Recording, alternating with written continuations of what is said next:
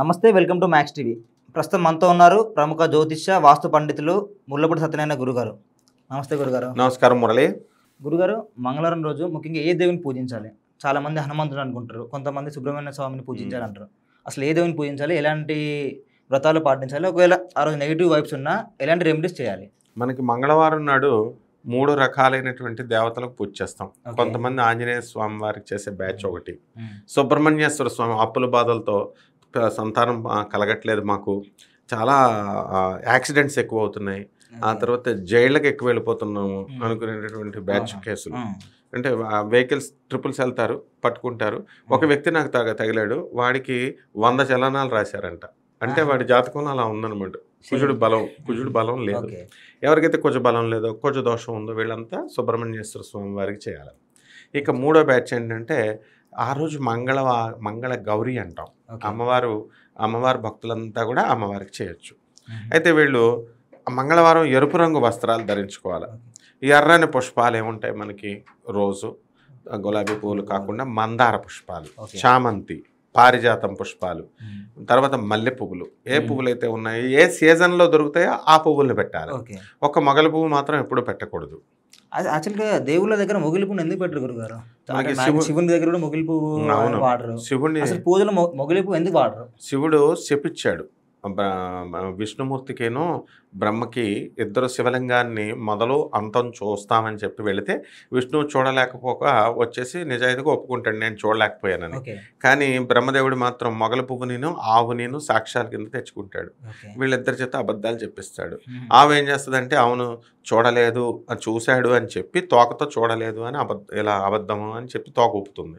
అందుకని శివుడు ఏం చేస్తాడంటే ఆవు యొక్క వెనక భాగం, పృష్ఠ భాగం అన్ని పూజ చేసుకోవచ్చు, మొగల పువ్వు అబద్ధం చెప్పింది కాబట్టి ఈమెకు పూజ లేదు అని అన్నాడు. డెకరేషన్స్గా చేసుకోవచ్చు పూజా మందిరానికి వాటికి. అయితే ఈ రోజున ఏం చేయాలంటే అమ్మవారికి చక్కగా అమ్మవారి భక్తులు కుంకుమార్చన చేసుకోవాలి. ఓం దుర్గాయ నమః అన్న మంత్రం. ఇప్పుడు శివాలయాల్లో కూడా ముఖ్యంగా ఏ భక్తులు వెళ్ళినా ముందు నుంచి పూజ చేయాలి. వెనక నుంచి గర్భగుడిని మన ఆవు బ్యాక్ సైడ్ పూజిస్తాం. అవును, మేము అదే సెంటిమెంట్ అంటారు. అవును, ఇదే దీని గురించి అనమాట. ఆవు వెనక భాగంలో ఆవు పేడలో 24 కోట్ల దేవతలు ఉంటారు. ఆవు యూరిన్లో 3 కోట్ల దేవతలు ఉంటారు. తర్వాత మొత్తం దేవతలు ఎన్ని కోట్లు అంటే ఎవరికీ తెలియదు అనమాట. వేదం కూడా నిశ్శబ్దం అయిపోయింది, అన్ని కోట్ల దేవతలు ఉంటారు. కాబట్టి సమస్తము దేవతలంతా కూడా ఆవు పాలల్లో వెనక భాగంలో వచ్చే ఆవు పాలు, క్షీరము, ఆవు మూత్రము అంటే ఆవు యూరిన్, ఆవు పేడ, ఈ కౌ డంగ్ అంటాం. కౌ డంగ్ ఆవు పేడలోను ఆవు మూత్రంలోనే సకల దేవతలు ఉంటారు, ఆవులోనే అన్ని దేవతలు ఉంటారు. కాబట్టి ఈరోజు గోమాత పూజ కూడా ఈరోజు చేసుకోవచ్చు మంగళవారం నాడు. ఎందుకనంటే ఆ అమ్మవారికి ఎవరికైతే ఈ పుష్పాలతో ఓం దుర్గాయ నమః అని ఇది చేస్తాం. ఆంజనేయ స్వామి భక్తులు ఏంటంటే సింధూరంతో తమలపాకులు సింధూరానికి రాసి ఓం ఆంజనేయాయ నమః లేదా ఓం హనుమతే నమః అని మంత్రంతో ఆంజనేయ స్వామికి చేయొచ్చు. ఇక సుబ్రహ్మణ్యేశ్వర స్వామి పూజ చేసేవాళ్ళు, ఈ అప్పుల బాధలు, సంతానం లేనటువంటి వాళ్ళు, వీళ్ళంతా కూడా పెళ్ళిళ్ళు కానటువంటి వీళ్ళు ఓం శరవణ భవ అనే మంత్రంతో మనం కనుక స్వామివారికి పూజ చేసుకుంటే సరిపోతుంది. అలాగే సుబ్రహ్మణ్యేశ్వర స్వామి పడగలు, మీరు ఓం శరవణ భవ అని చెప్పారు, దానికి అర్థం ఏంటి గురుగారు? శరవణుడు అంటే సుబ్రహ్మణ్యేశ్వర స్వామి శరవణ శక్తి. ఇప్పుడు శివుని యొక్క తేజస్సు, వీర్యము అంటే మామూలు మనుషుల్లాగా ఉండదన్నమాట. శివుడు కృష్ణుడికి 16,000 మంది గోపికలు, 8 మంది భార్యలు అంటారు. వాళ్ళతో మనుషులు కాపురం చేసినట్టుగా ఊహించుకుంటారు, అలా ఉండదు. అలాగే శివుని యొక్క చెమట నుంచి ఈ అంగారక గ్రహం మంగళుడు పుట్టాడు. అలాగే శివుని యొక్క వీర్యము నుంచి రెల్లుగడ్డి పైన పడి ఈ సుబ్రహ్మణ్యేశ్వర స్వామి పుట్టాడు. అంటే అగ్ని, శరవణ అంటే అగ్ని, అగ్నిదేవో భవ. అంగారకు రెల్లు గడ్డి పైన పడినటువంటి అగ్నితత్వం, రం బీజం, రం వర్ణం, రక్తవర్ణం. మనలో ఎవరికైతే ఎనిమిక్గా ఉన్నామో, రక్తం తక్కువగా ఉన్నామో, వాళ్ళు ఎవరైతే ఈ యొక్క సుబ్రహ్మణ్యేశ్వర స్వామి పూజ చేసుకుంటామో అటువంటి వాళ్ళకి హాస్పిటల్కి వెళ్ళాలా, మంచి రక్తం పట్టేటటువంటి తిండిని తినాలా అని అనిపించేలా ప్రేరణ చేస్తాడు. అప్పుడు ఆటోమేటిక్గా ఆకుకూరలు ఇవి తింటే మనకు రక్తం పడుతుంది. కాబట్టి ఈ శరవణ భవ అనే మంత్రంతో సుబ్రహ్మణ్యేశ్వర స్వామిని పూజ చేసుకోవడం. అలాగే ఈ పడగలు, పాము పడగలు వెండితోనూ రాగితోనూ దొరుకుతాయి. అవి తీసుకొని వాటికి అభిషేకం, ఓం శరవణ భవ అనే మంత్రంతో అభిషేకం చేసుకుంటే సరిపోతుంది. పాలతో నీళ్లతో సరిపోతుంది అనమాట. పంచామృతాలు ఇంట్లో ఉంటే పంచామృతాలతో చేసుకోవచ్చు.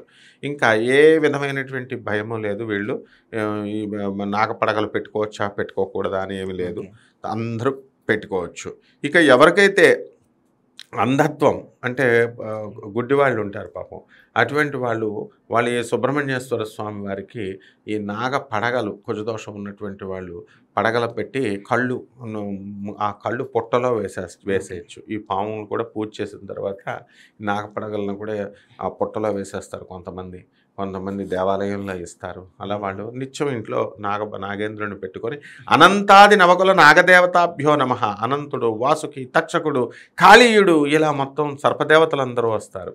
అలాగే సుబ్రహ్మణ్యేశ్వర స్వామి సర్పరూపాలన్నింటికి కూడా అధిష్టాన దేవత కాబట్టి శ్రీ వల్లీ దేవసేన సమేత శ్రీ సుబ్రహ్మణ్యేశ్వర స్వామినే నమః అని మనం చేసుకుంటే సరిపోతుంది. అలాగే మంగళవారం రోజు కటింగ్ ఎందుకు చేసుకోవడం? అదే మంగళవారం రోజు మంగళ షాప్లో బంద్ ఉంటుంది, కటింగ్ షాప్స్ కూడా మాక్సిమం క్లోజ్ ఉంటాయి. కటింగ్ ఏం చేసుకోవద్దు మంగళవారం రోజు అంటే? మంగళవారంకి మంగళుడికి, అంగారకుడికి శత్రువు శని. ఈ శనికిను ఈయనకి పడదు. శని ఎంతసేపు ఏంటంటే జుట్టు పెంచుకొని బద్ధకంగా కూర్చోవడం. శని పట్టుకున్న వాళ్ళు రోడ్డు మీద మనకి ఈ అడుక్కునే వాళ్ళు ఉంటారు, నల్లగా స్నానాలు చేయరు వాళ్ళు. సంవత్సరాలు స్నానం చేయకుండా, జుట్లు ముళ్ళు వేసుకోకుండా ఇలాగా జుట్టు పెట్టుకుని ఉంటారు.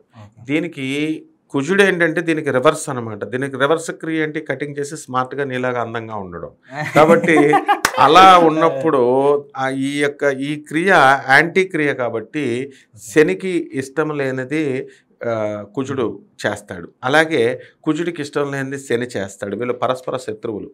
అందుకోసం అని చెప్పి ఈ మంగళవారం నాడు అశుభం అని చెప్పేసి గుళ్ళన్నీ మూసేస్తారు, కటింగ్లు చేయరు. చాలా షాపులు మూసేసేవారు. ఈ మధ్యన కొంచెం తెరుస్తున్నారనమాట. మంగళవారం అప్పులు ఇవ్వరు, డబ్బులు ఇవ్వరు, రకరకాల మూఢనమ్మకాలు ఇవన్నీ కూడా.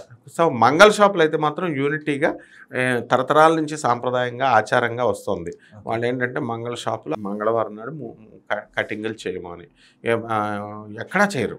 అంటే ఎక్కడన్నా ఎవరన్నా అభ్యుదయ భావాలు ఉన్న వాళ్ళు చేస్తే చేయొచ్చేమో, కానీ ఆల్మోస్ట్ ఇదే రీజన్ అనమాట. కాబట్టి ఆ యొక్క సుబ్రహ్మణ్యేశ్వర స్వామి ఆరాధనని పువ్వులతో చేసుకొని పాయసాన్నం నివేదన చేసి చక్కగా కందులు, నువ్వు అడిగావు దానాలు, ఏం దానాలు ఇవ్వాలని, కందుల్ని మనం కిలోంపావు కందుల్ని పేద బ్రాహ్మడికి ఎర్రని వస్త్రాన్ని ఇచ్చి పేద బ్రాహ్మడికి దానం చేయొచ్చు. అలాగే ఉడకబెట్టినటువంటి కందుల్ని తీసుకొచ్చి అందరికీ, భక్తులందరికీ పంచవచ్చు. ఈ దానాలన్నీ చేసుకుంటే మంగళవారం అదిరిపోద్ది అనమాట. పెళ్ళిళ్ళు కాని వాళ్ళకి పెళ్ళిళ్ళు అయిపోతాయి, సంతానం లేనటువంటి వాళ్ళకి సంతానం పుట్టేస్తారు. సుబ్రహ్మణ్యేశ్వర స్వామికి సంతాన వేణుగోపాల స్వామి అని పేరు అనమాట. చాలా తక్కువ.